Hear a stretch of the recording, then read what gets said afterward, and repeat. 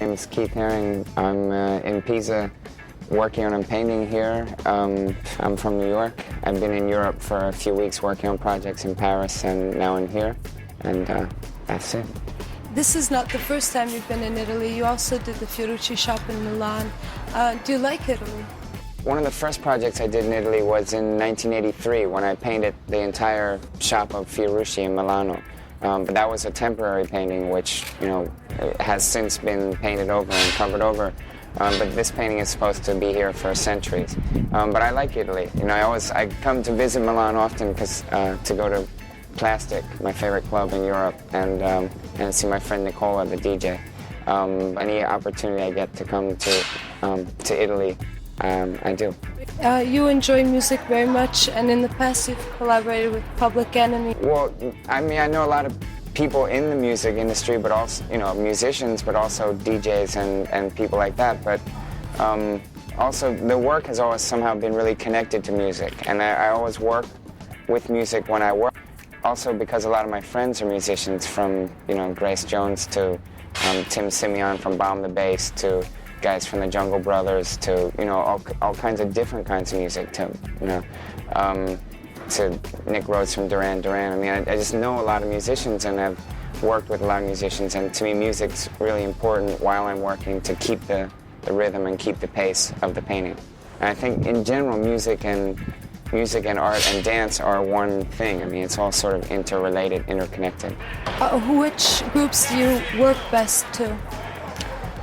I work to all different kinds of music. I mean, usually I start in the morning with almost classical music and sort of play sort of slower, more fun things in between with, you know, things like with tangos and mambo and like sort of, you know, softer music and I mean some reggae music, things like that. And then later in the day, it sort of works up to being house music and, you know, really dance music. I mean, because music that you can dance to is always also good music that you can paint to. And which musician did you paint this specific painting here in Pisa to? Well, there were a lot of things I was listening to. I guess De La Soul is probably the thing that I'm listening to the most. And while I was listening, painting this, De La Soul was the thing that was played the most over and over. Let's talk about New York. How was the scene in the Bronx at the Fashion Moda space? Did you ever take part of that project? Well, I mean, fashion mode in the Bronx was, I mean, that was something from a particular time and a particular scene that was happening then.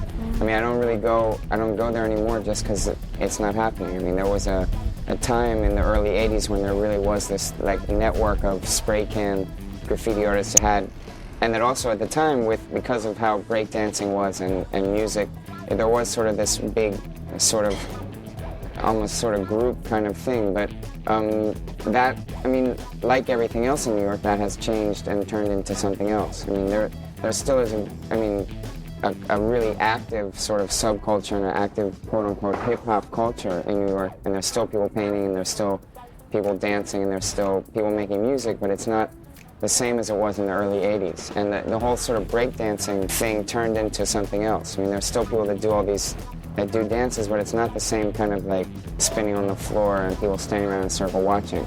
I mean, there's a really positive trend in the hip-hop culture in New York now toward a much more sort of conscious awareness of how much power and how much effect they do really have on the culture that's growing up right now.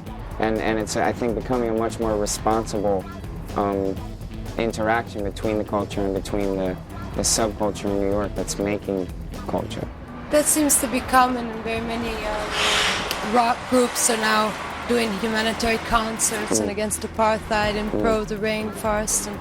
And do you think that musicians have a new sensitivity towards the political and environmental problems of the world? I mean, I think musicians and artists in general have always been sensitive to problems in the world. I mean, one of the driving forces of the cultural change in the world during the 60s was really musicians and writers and poets and artists that were sort of, you know, the spokespeople for the whole movement, for the peace movement and for the student movements and things like that. And so there's a tradition of it. I mean, it goes way back before that also. You were included in Andy Warhol's diaries. I was wondering, how did you feel about that? What kind of feelings did it give you a shiver? Right. Well, I mean, being in Andy's diaries is for me an honor, of course. I mean, I know how much time I spent with him, and I know how good a friend I was. But having it written by him in the diaries sort of puts it in a certain place for history. Have you found a title for this work? Almost all of my work is untitled. Part of the reason that it's untitled is because I really want people to interpret it and see it with an open mind and see it themselves. And that it's really up to the person that's looking at it to fill in the meaning and to make it mean something to them. So I haven't made a title for the thing, and it'll remain untitled probably. But if it had to have sort of a loose title, it would have something to do with TuttoMondo or something, like the whole world, something about the world. Because it's sort of, in a way, for me, like a modern sort of allegorical painting with a lot of stories, but it's stories about the world now as I see it, and the world that, the contemporary society that we're living in now.